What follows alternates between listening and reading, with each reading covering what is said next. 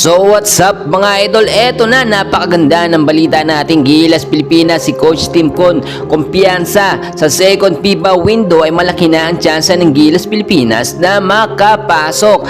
At FIBA Commissioner, kumpiyansa na dapat ay mananalo ang Gilas Pilipinas kung nakumpleto lamang ni Coach Tim Con ang magandang setup ng lineup ng Gilas Pilipinas at kung nakapaglaro etong si Kai Sotto. Naging dirty games na laban kontra sa Brazil, patuloy pa rin pong iniimbestigahan. And bago natin yan ipagpatuloy mga kaibigan ko, palike and subscribe po muna and pahit ng notification bell. Maraming salamat po mga kaibigan. Very obvious naman sa lakas ng sistema ni Coach Tim Con, no, ay tinalo natin ng Latvia at nahirapan at napabagsak natin at di nakapasok sa semis etong Georgia dahil sa Gilas Pilipinas.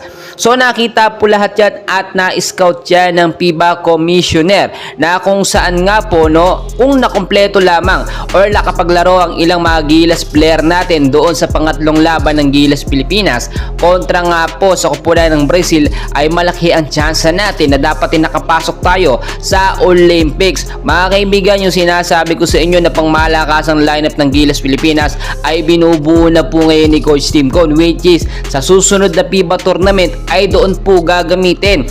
Well, kung napasama naman talaga, no, etong si Ren sa bando, etong si AJ Edo, samahan pa ng walang injury si Kai Sotto mga kaibigan, ay napakalaki talaga ng tsansa natin. Do sabihin na natin yung lineup ni Coach Tim Con, yun lamang po yung mga player na available, no, na talagang pinaghandaan din naman ng Gilas Pilipinas. At si Coach Tim Con inadyasan sa kanyang advanced system yung mga player na available dito sa Gilas Pilipinas.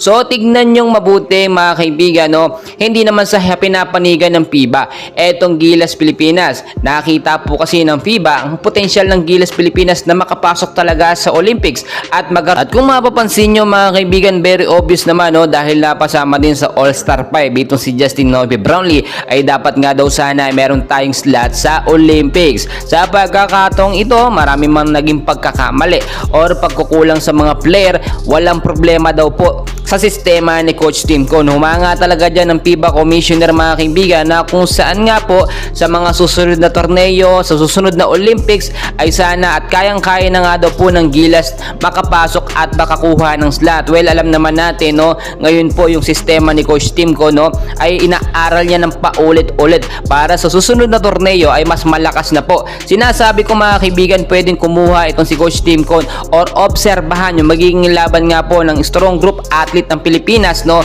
Itong July din po ang laban nila, no, maoobserbahan kasi maglalaro po dyan elong si Ren sa bando, no, ang ilang mga player natin si RJ Abarientos at yung ibang mga Pilipino. Ang problema, no, pinagkaiba lamang dito sa strong group athletes ng Pilipinas ay ang dami pong import, no, hindi kagaya sa Gilas Pilipinas. Karamihan talaga mga Pilipino, syempre Pilipinas yan naturalist player natin si Justin Brownlee lang. So posibleng mag-pick ng mga player doon si Coach Tim Con at isama, no, sa lineup po ng Gilas Pilipinas. Well mga kaibigan, no, ang dami pa po natin kaganapan. So maraming salamat po sa pagsuporta sa ating channel. Maraming salamat po sa inyong